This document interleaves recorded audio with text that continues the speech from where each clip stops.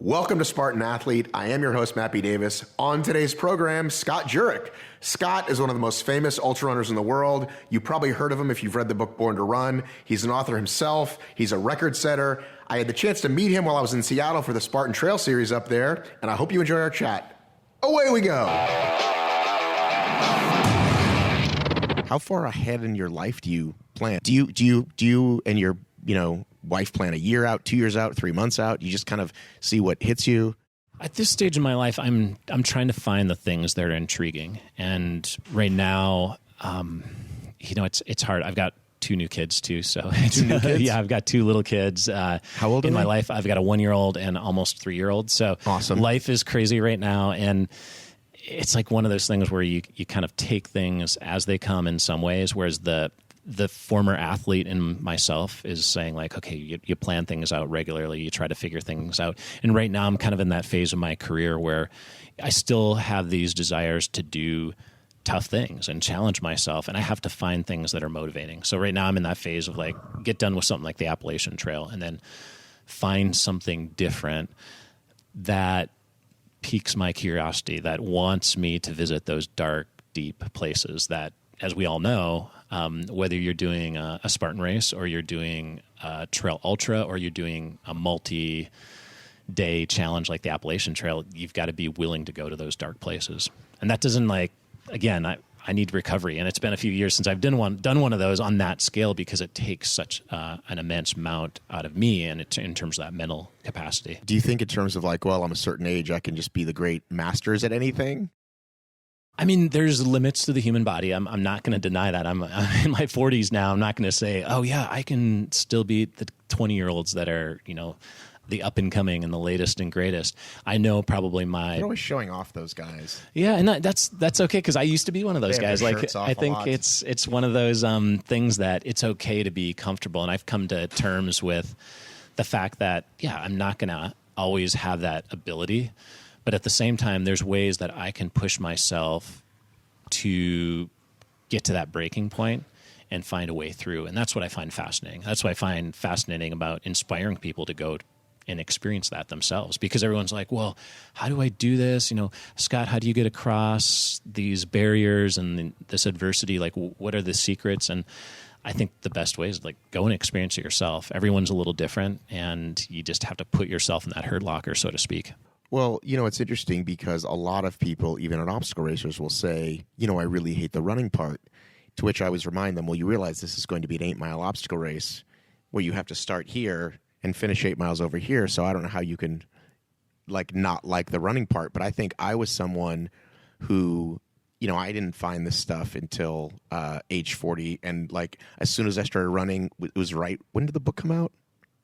Born to Run came out right around 2009, I think. Right. So I was right after that, and I was just like, this is the greatest thing in the world. And my first ultra was almost because with this guy down in Mexico, but I ended up transferring to the Nicaragua one instead. I had met him in 2012. But do you think there is something in our bodies that happens, that something about that midlife thing that literally just you want to do something? Because I explain to people I was softball playing dad, right? I was not in bad shape, but you know what I mean? Sure.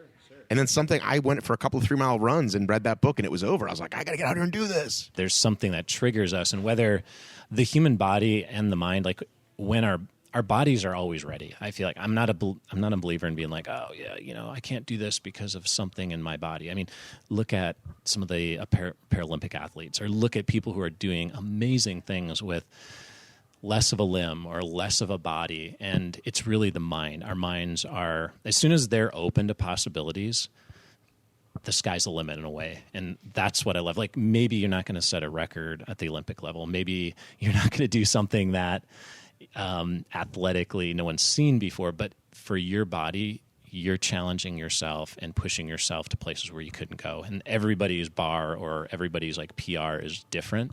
And that's where I think with running, I used to hate running too. I mean, the only reason I did it was to stay in shape for other sports. And I mean, I was a hunting and fishing boy. I thought I was going to be a game warden when I was in high school. And that was your dream? that was my life goal, I guess. So it's one of those things where, yeah, and then I'm running crazy distances, 100 miles. And I think that's where finding the potential and then being open to the possibility that, yeah, running doesn't always suck. Like, there's days where I don't want to run, 50 miles or 100 miles, where I'm like, gosh, this is not going well right now, or mentally I'm not there, or I have those days where I don't want to get out of bed when it's pouring down rain and 40 degrees. And I think the athletes, the top level athletes that tell you that every day is a joy and they just love whatever sport they do. Like, there's days I'm sure where every athlete is like, why am I doing this? There could be an easier way. And I think that's human nature. Like, we can take the easy path or we can take the more difficult path. And it's way easier nowadays to follow that easier path. All right, so what were you doing when Spartan came a-calling? Or was it, did Josue call you? Did Charlie, who brought you into actually, my buddy Luis Escobar, who's race directing this weekend, just like, again, like-minded people that are trying to get people out experiencing and doing things they didn't think they could do. I'm all for that. I like this idea of a different entry point for trail running, for running in general.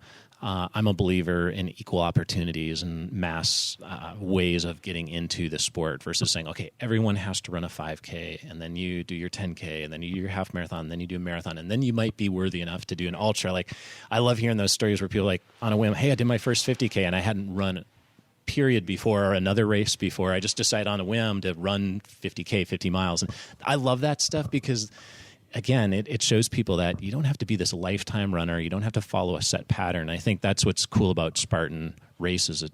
It's another entry point into the sport, into a lifestyle that I think is doing good things for humankind. And that's a cool thing when you bring all these people together and have this like atmosphere that people are cheering for people, they're hanging out. Yes, they're competing. Okay, they're going to have that like competitive spirit. But the cool thing is everybody comes together, these people that probably wouldn't hang out together. And that's what's magic about ultra running, endurance, obstacle course racing, you name it. When you can bring people together who might not normally hang out together and you're competing, working towards a common goal, that's when I think humanity is our best. Thank you so much for listening to Spartan Athlete, part of our weekly series here on the Spartan Up podcast. We have new content for you almost every single day to keep you on track. You can go to Spartan.com to find a race near you. You can subscribe and follow us on iTunes, Spotify. You can watch us here on YouTube. And you can also hit us up on Instagram at Spartan Up Podcast. We'd love to hear from you.